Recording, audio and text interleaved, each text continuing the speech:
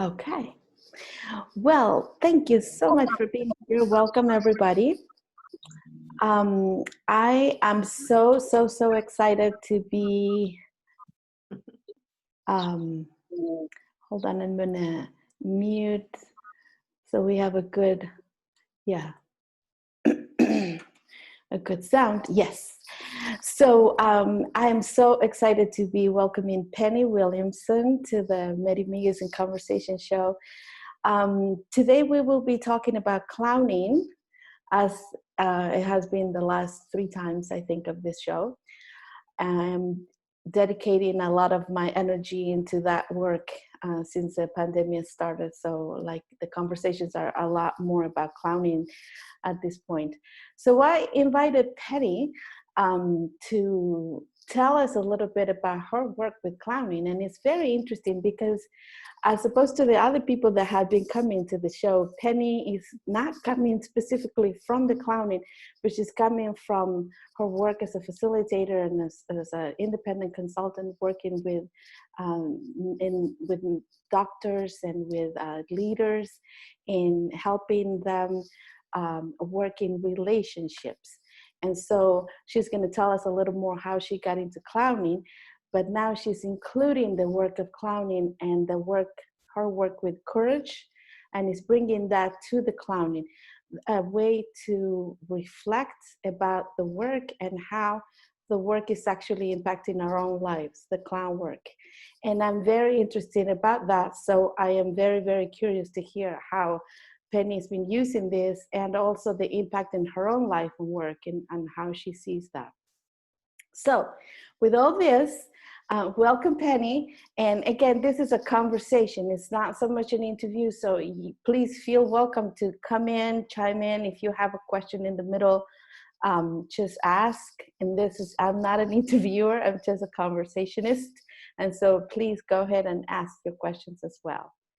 And so to start, Penny, I would like us, if you can tell us a little bit, like the story you told me the other day, your first clown experience when you did that clown workshop with Vivian Gladwell, and what was the feeling? I'd like to start there. Okay. Or if you want to start before, that's okay too. Let me say just a word about the work I do, the kinds of retreats I lead, because that'll lead me into Great. my in clowning, which of course came from you and another friend. Who ever heard of this kind of clowning? I hadn't.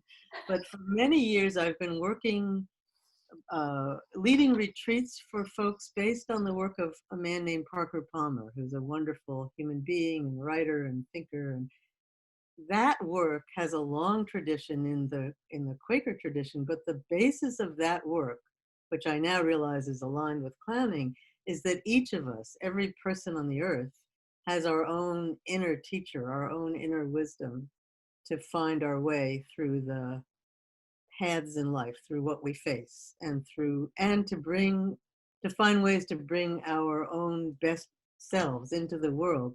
But that's very hard to do alone. And so the kinds of retreats that I've been leading are to help people in a trustworthy community to share stories and access their own wisdom through other people's good questions about the issues that we all face in life, the issues that make us afraid and vulnerable, and that we as leaders need to have courage in. And of course, we're all leaders. We're all leading our own lives and working with others.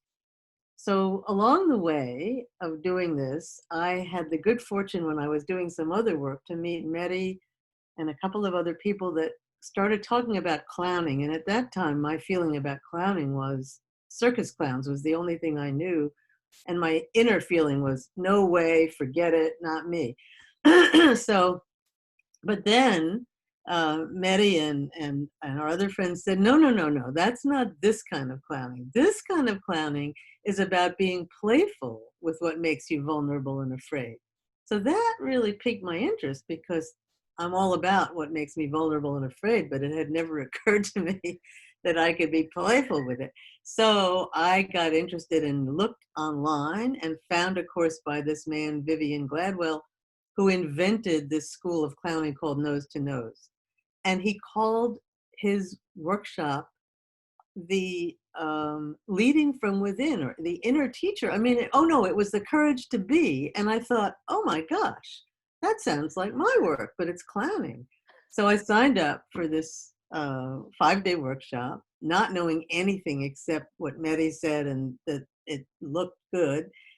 And it was amazing. And it wasn't easy, but it was fun. And what I realized was, as I began to do these little improv sessions and to do things, was that I felt all kinds of things.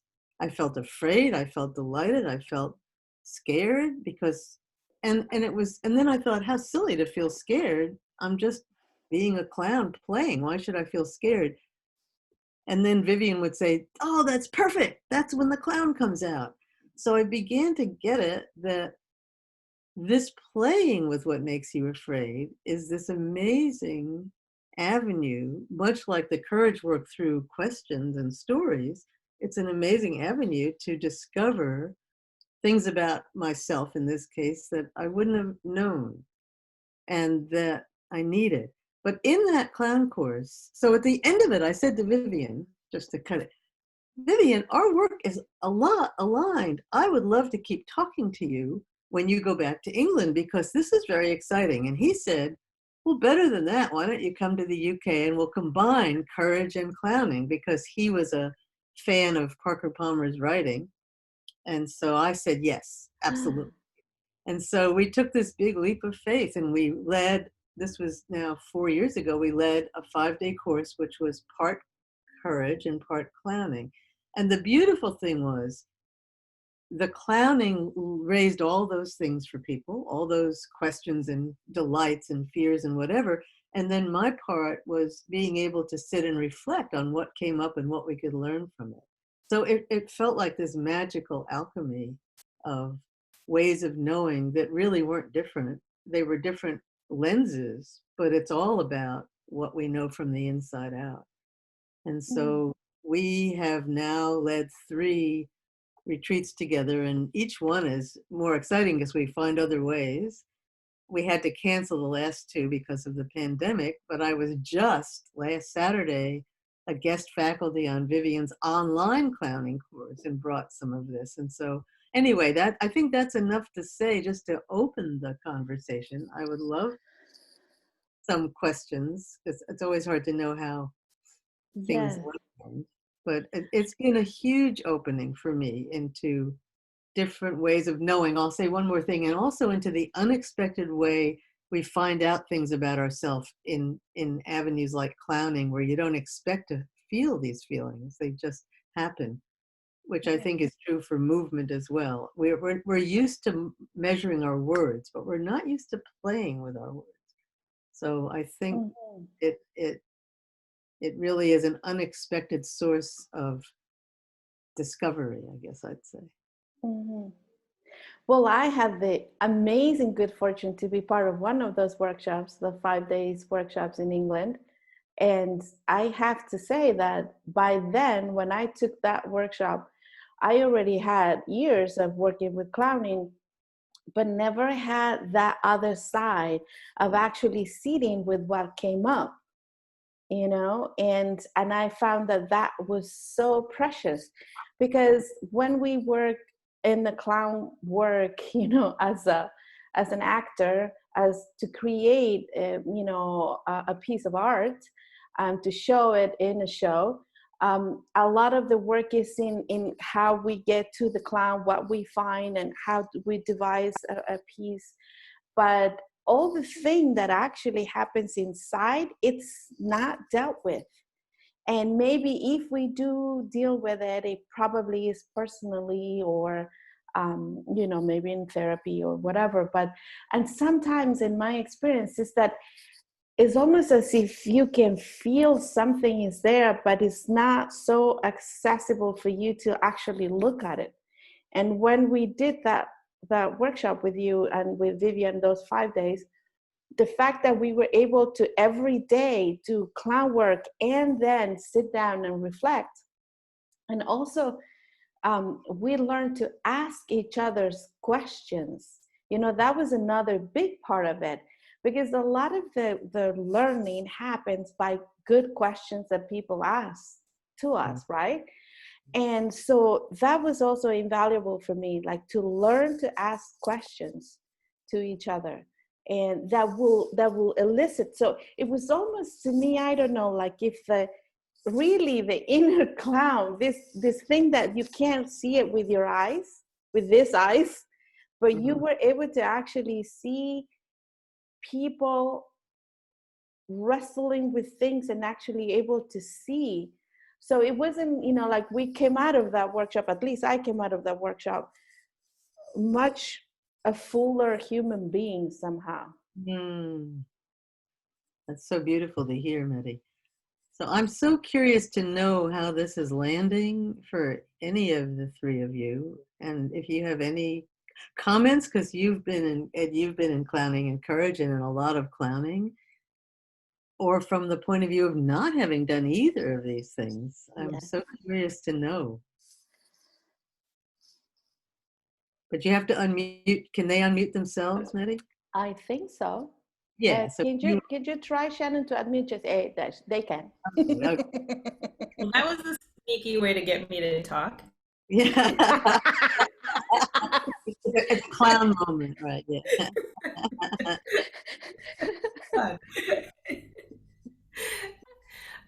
Yeah, this is all really landing. I feel like I have so many threads that are like, because one of the things that's really sitting with me especially right now, is how do we be with what is? And there is a lot of what is that is awful and hard. In a way that we can keep moving forward, in a way that's lighter, in a way that we can touch into that. How do we meet that? So when I saw the topic today, I was like, yes, this is aligning with where I'm thinking. I don't know that I have a question yet. It's formulated. Yeah. But what you said, I want to link that to what Mery mentioned about asking good questions. That so often in our world, we're used to being bombarded with people's answers or their judgments or their opinions. And this work, because it really is based on this deep belief that we do know the way forward, even if we can't figure it out. But if other people ask us a particular kind of question, an honest, open question that only we could know, then we might be able to find our way, held without judgment. So, you actually asked yourself that question, how do we find our way forward? And I would say, a question might be, how have you found lightness in other times of darkness?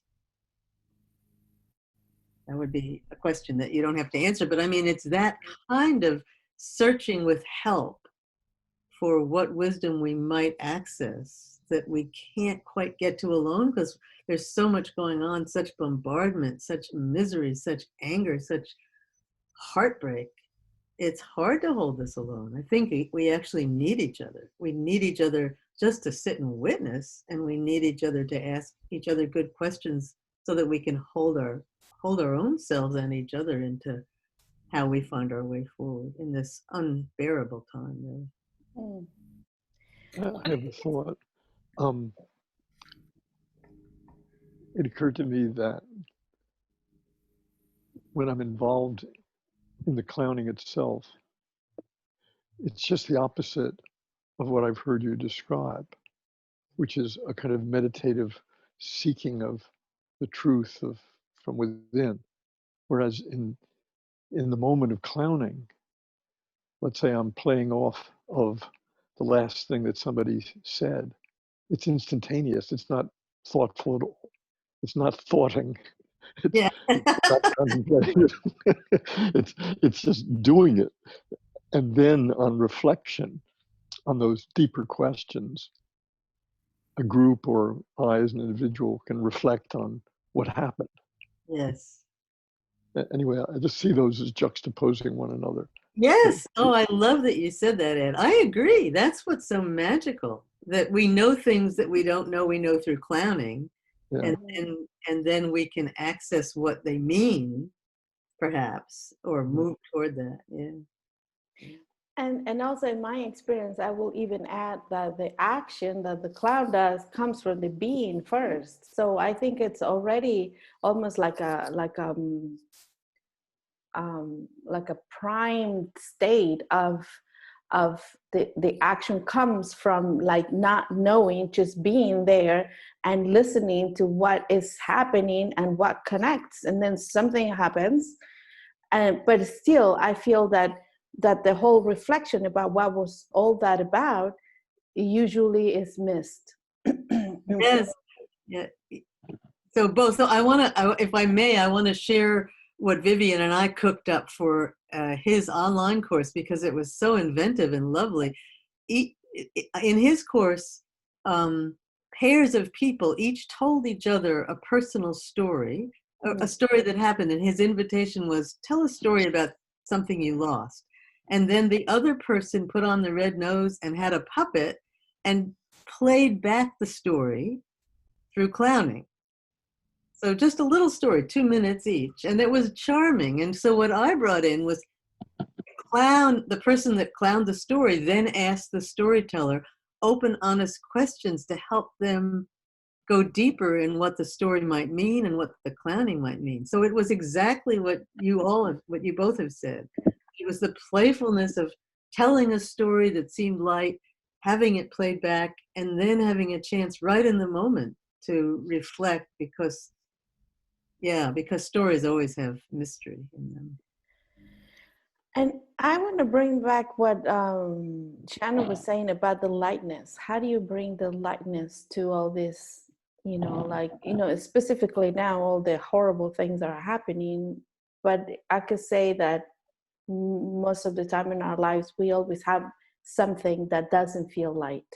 So how do we bring the lightness to this moment? And what does that mean? And how one does even do that? Now it reminds me of something Parker has said in his writing, which is, if you can't get out of it, get into it. And I think there's something, I'll see what you both say, I think there's something counterintuitive about playing the darkness, playing what's hard as a clown, which at first might feel horribly hard, but there is something about going right into it that I think unleashes a lot of things. It might be tears, but it might suddenly be the absurdity or the humor or whatever it is. But I think it's not about running away from it or trying to be light. This is, what do you think? What do you think? Anybody? Want to give room for other people. Yeah.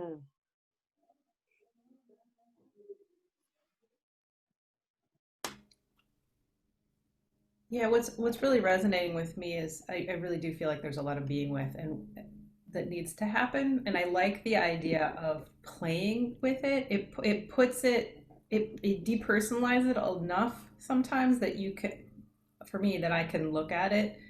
I think where I'm thinking about is circumstances where there's circumstances where you can go deep, and those are appropriate. There's things that I'm leading right now. That's not the point, and it's in the air. So where are ways that we can help?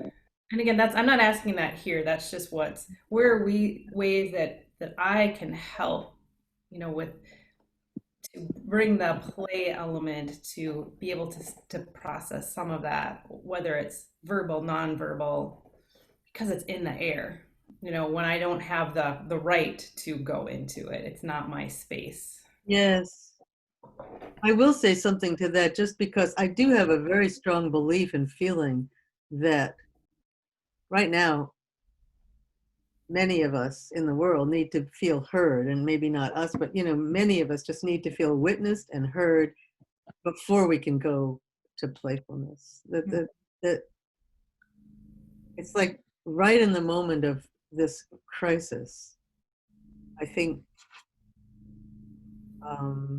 we have to be where we are, and if where we are is anything is okay. Angry, grieving, disappointed, sad, and then somehow laughter comes. if it comes. And if it doesn't, that's okay. Maybe it needs its moment. So, Like acknowledging what is first. yeah. Somebody used the expression the other day of premature consolation, which I really love as an expression. You know, that if we try to say, you know, it's going to be okay, we'll get over it, well, it's actually invasive and insulting and doesn't give us space to be where we are. So.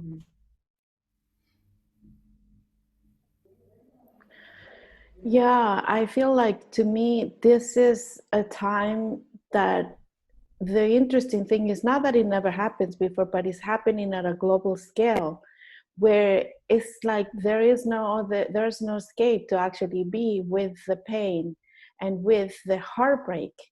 And I feel that somehow in the different places I'm kind of, involved with, there are places where there's still, like as human, that we still have this resistance to actually be with the pain.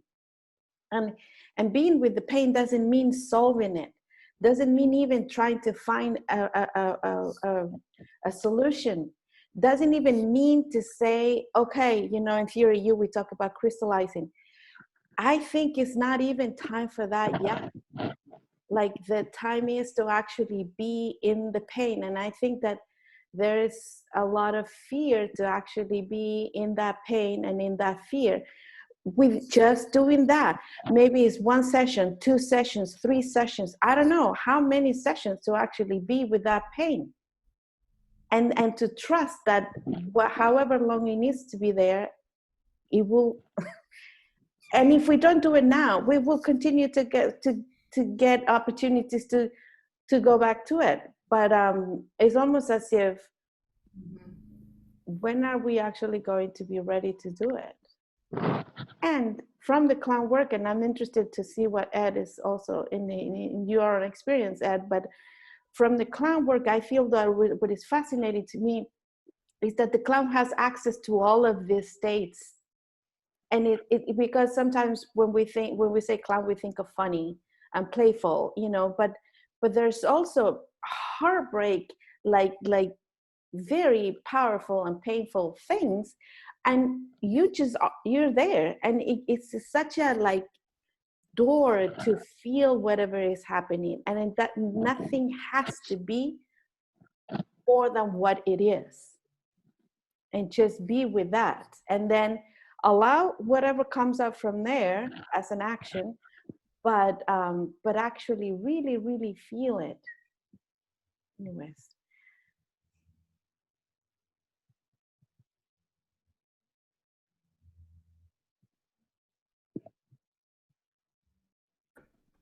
Nope, no pressure at all. But Jesse, if you want to respond to anything you're hearing, because this is all new to you, I'd love to hear your voice. But it's an invitation, not a. I'm just really enjoying listening to, you know, everything that clowning seems to offer. It just feels, it feels really. I love the improv of it, and I love the exploratory aspect of it. It just sounds like you can go a lot of places and find out a lot of things, either about yourself and others. And I mean, if anything, I feel it's something I would just love to try. It's something I would love to explore. So I haven't ever had the opportunity, but it's really neat hearing about it.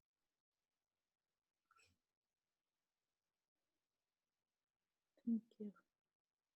I mean, I think it feels like right now, if there was ever a time to need to explore and feel, this would probably be it. Yeah. So.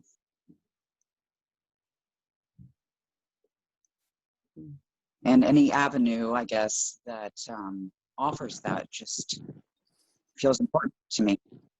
So that's what I can say so far. Thanks.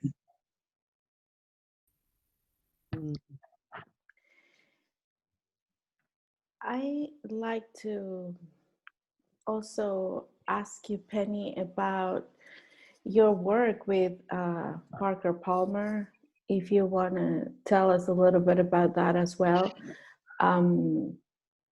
Like, how did you start with that work, and why, what about it made you decide to actually dedicate most of your life to that work? Those are such beautiful questions. Mm. Mm. I think for many years before I met Parker, I was facilitating groups, leading groups of, and doing work with physicians at different levels of their training. And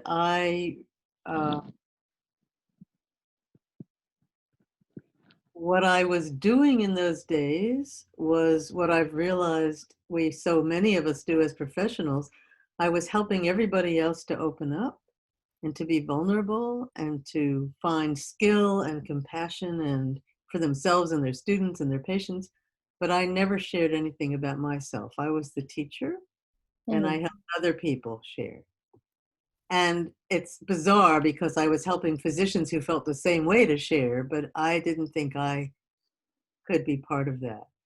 And there were awful things going on in my own life, really hard things in work and other ways. And at that time, I met Parker, and one of the things he said in our first conversations on the phone was, well, the adult journey is about an integration of living an undivided life. That's what he said. And that phrase caught me, and I said, what do you mean? What do you mean living an undivided life? And he said, oh, you know, as if I knew. It's how it's when how you feel on the inside is how you show up on the outside. And that just hit me like a pail of cold water. I mean, I had this horrible understanding in that moment that I was living a divided life, because how I was feeling inside was not the way I was showing up outside in my work. I was smiling and happy and calm and collected and helping everybody else. So I felt incredibly interested and scared and knew that I needed this.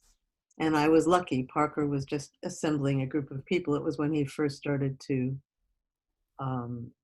create this courage work. And so he became my mentor. And why it's become my life's work is because I think it's very important to learn the skills of our trade. But if they rest on an inauthentic being, then it doesn't count for much. And I was at that time in an organization with a very toxic leader, and it really hit me that if I could have some influence in my own life and in other people's lives and how we show up day in and day out and make the worlds we live in healthy, loving places, the skill would take care of itself. I mean, of course that's important, but that felt like the ground on which everything else rests. So I didn't turn to this only for many years. I was still doing organizational change and facilitation, but I've never looked back from that feeling that this is the ground. And there are many ways to find the ground. Clowning is a way, the courage work is a way, embodied knowing is a way. But that basis of how we show up, how we feel about ourselves, and how we can live authentic lives in that way, using our gifts, knowing our limits, that just felt like my work. It felt like a alignment of what I was here to do with what the world seems to need. So thank you for the question. And I'm so glad now I'm offering online courage retreats for physicians who are in the middle of the worst of times. And I'm so grateful that people want to come together and have a community to make meaning out of this time. And so then along those lines, now I'm curious, when you started doing clown, and because, you know, it seems like you did one 5-day workshop and then you already went into teaching with Vivian. So, so it's interesting as well. This, I wonder if in that parallel, I mean, I'm seeing a parallel. How do you feel about that with the clown work? Like, Well, I'm very clear that I am not leading the clowning part. You know, this isn't a see one, do one. This is deep work. The clowning is deep work. So I realize I don't have to be everything. I can do my work. Vivian does clowning. I love to partner, and we bring what we have. So no, I'm not suddenly bringing clowning into my courage work by myself. No. okay. And I guess my question was more about also like what I'm curious right now, the, you know, in the same way that the courage work helped you in your own, like realizing how divided you were feeling in the moment, and to actually dedicate lots of years to like work on that. And I wonder if the clown, I guess it's like, what was the clown doing for you? Like the same way the other one helped you find the division, did the clown help you find something? Yeah. Oh, yes. That's a beautiful question, and the humbling answer is yes, indeed. You know, I mean, I'm old, and I still find that in the clowning, oh my God, that same pattern is still there. I'm still caught up in my ego. I still want to be liked. I still feel stupid. You know, all those things that I thought, hey, I've worked really hard to get it, and there is no getting it. And there's something so wonderful. Not only there's something so wonderful, not about the stumbling, but about laughing about it and realizing then that people all connect, that we connect in our vulnerability even more than when we're being, I don't know, even more, but so much, because we all have those feelings. So it just makes me feel more part of the human race. And realize, you know, I'm on an endless path of being able to bumble and laugh. Mm. Yeah, it's huge, and it's and it's fascinating. It's Yes. fascinating.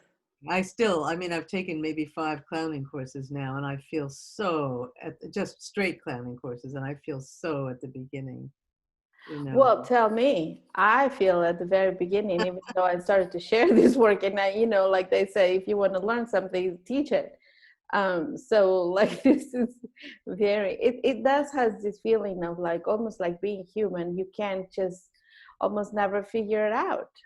So, And Ed, yeah, I'm sorry, Mary, I didn't interrupt you, but no, that's Ed, you've okay. taken so many clowning courses now. I mean, Ed, I introduced Ed to clowning, and he's way ahead of me. I mentioned it one day over lunch, and he went, "Oh my God, I got to do it!" And now you've taken what, 700 clowning courses. So I want to know if you would be willing, what it is teaching you. But you have to unmute yourself if you want to talk. No, you have to unmute. You're muted. You have to good. Penny, were you addressing me? Yes, I was. Oh, okay. Sometimes my hearing gets in the way of all kinds of stuff. Oh, well, it was an eloquent speech, but what I said was, if you're willing, what has all the clowning courses you've taken, what has it taught you, if you're willing? Yeah.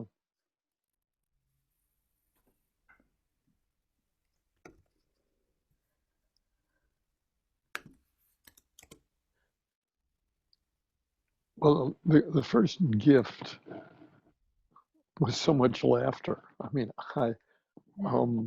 in the midst of it, when I would tell people about it, I said, it's really tough because I have to laugh for 5 days, 8 hours a day. It's really tough, you know? And so that was the first gift, was just having so much fun. Second one in ordinary life is a capacity. And of course, you have to do it with the right person, but to be lighter, and particularly those people who share your sense of humor. And not everybody does share one sense of humor. And so with those people of various sorts in my life, it's easy often to go off on a tangent on the lighter side of whatever serious thing is happening. And in that moment, discover other truths. So I see it as a pathway to understanding more of not just myself, but the world.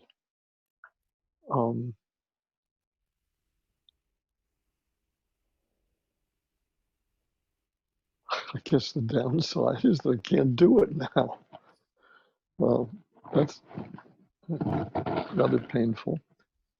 I just had a Charlie horse, it was double painful. Oh.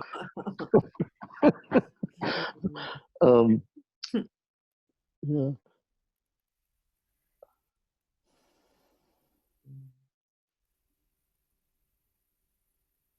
I think I can enjoy more diversity at the serious level as well as the light level in a new way that I hadn't before. What do you mean by diversity? Because the experience gave permission to do that. The experience of clowning gave greater permission to improvise ideas or whatever in new ways that I would never have thought of before or didn't feel the liberty to do it.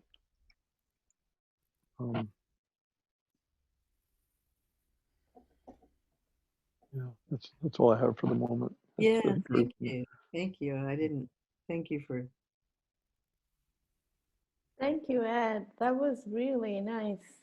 Nicely put. Thank you. Welcome. Yes.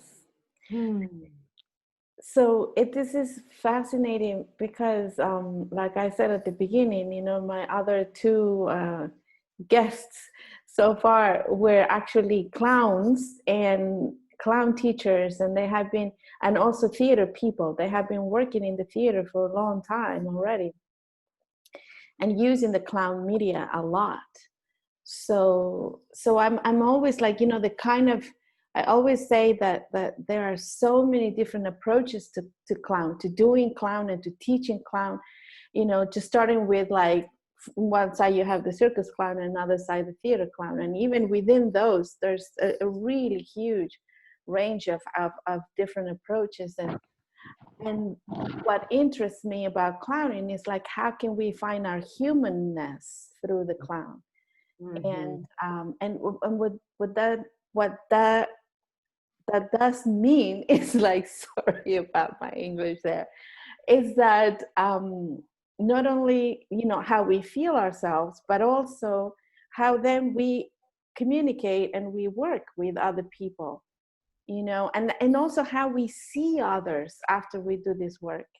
So I'm always like very interested in working with people that are not clown, that are not theater people, that are not, that are not interested even in putting this in the theater, but they're actually interested in themselves and how they can work with others through getting to know themselves in a different way. So that's why I was so interested, besides your work, is just to have a person that, you're not using clown so much in your own work, in the sense of like, you're doing your courage retreats with clowning in the middle, but the clown work informs your work. And with that, I feel like, just we're close to the end. I wonder if you have some words about like, how was that? How is this like clown work that you have been doing actually impacting your work? Like, what do you see? In what ways, or how is it manifested so far? I'm not sure I know an answer to that, but what you said, Ed, about being more open to diversity, I feel this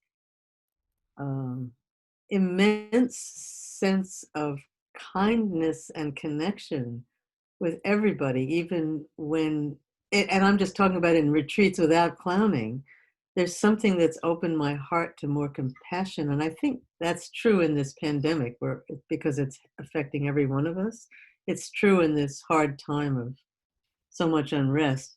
And it's also true through the kindness that comes with clowning, because this school of clowning, as far as I can tell, is a loving way of appreciating each other in all of our different various ways of being, you know. So I it it's what I believe in my head, but I feel like it's coming out more through self-compassion. I mean, through being able to laugh at myself, I feel I can kindly see other people in all of our permutations. So I hope that's true. It's what I feel in the moment.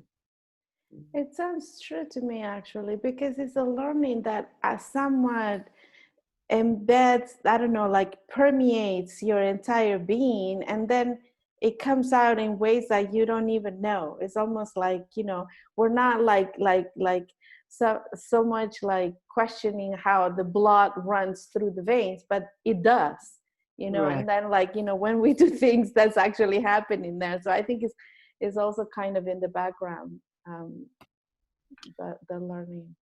I guess I would also say that many more things that happened that might have embarrassed me now make me laugh, because I realize they're just clown moments, you know.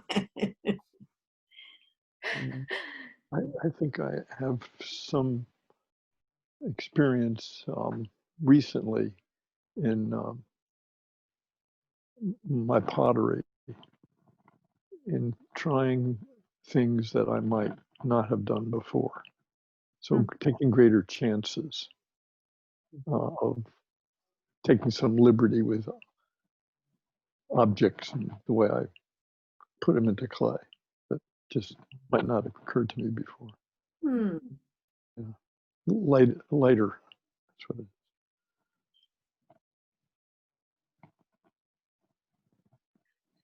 is.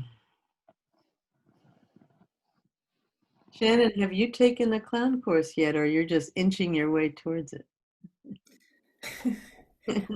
I have not. It's just coming into my radar screen. You know, Mary's had the classes. I'm partnering with somebody on some other work, and she's got a background with cloning, and it's just kind of, so I don't know where the ride's taking me.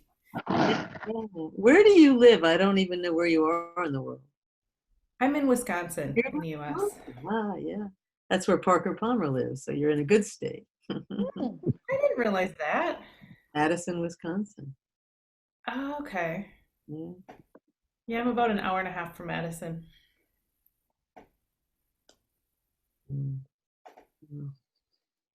Mery, I'm so appreciative of you offering this. It's so lovely to just have a little conversation and kind of explore what we know, what we're learning from wherever we are, you know. And that just feel I very much appreciate your asking me. I am so excited, and thank you for, you know, I know you're very busy with all the things you're doing, so that you take this time to come and talk to me, to us, to the people that will be listening to this later. So that is really, really wonderful. And I wonder maybe if we leave a moment to see what else, if there is anything else, a question, a comment, or something that all this, you know, if we let it sit, all this conversation, if there's something else that is there that wants to come out in any way, question, comment.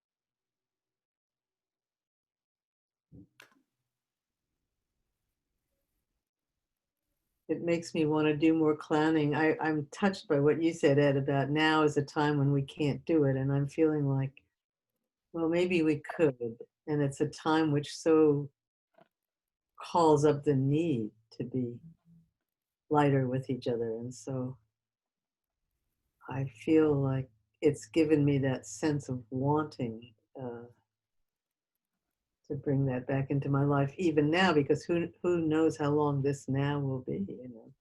Right. Mhm.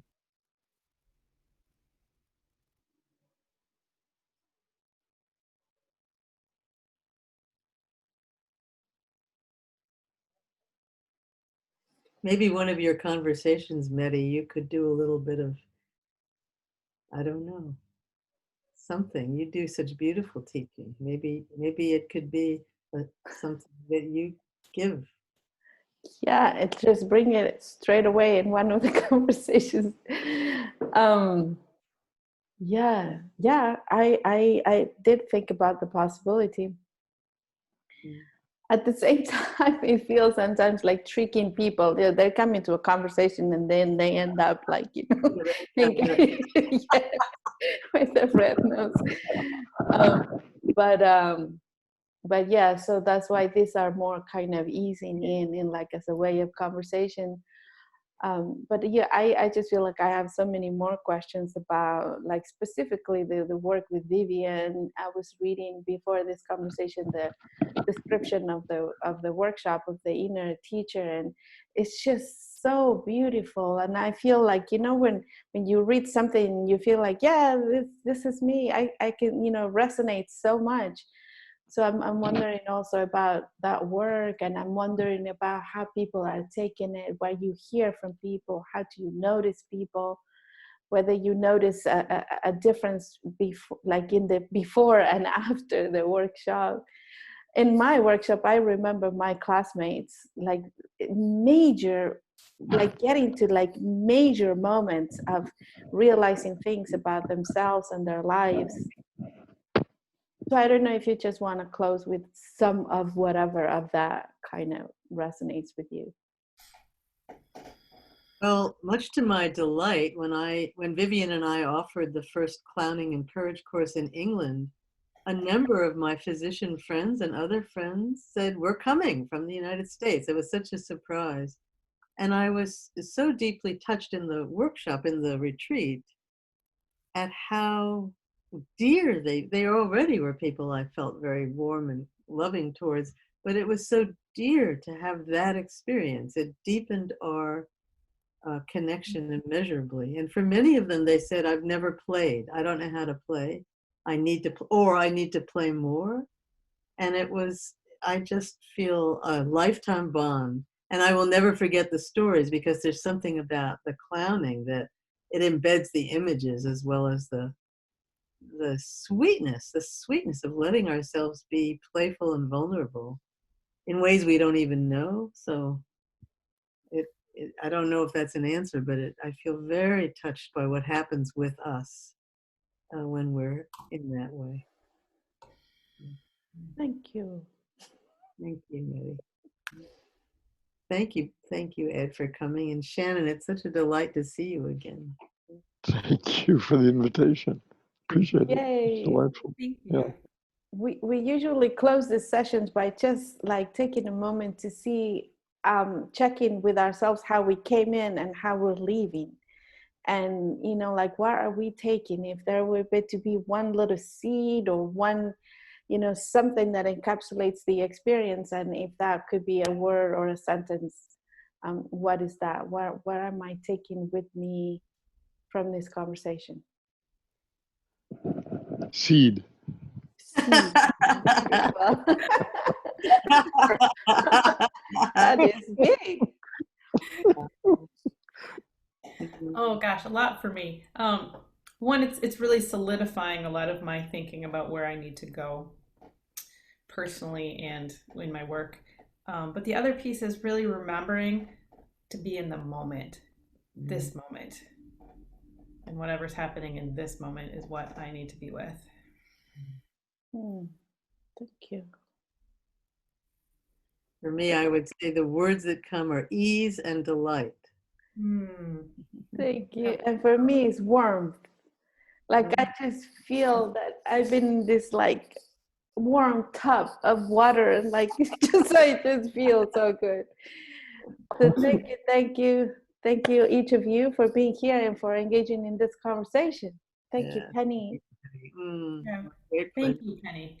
Thank you. Bye-bye. Thank you all. Yeah. See you Bye, around. everyone.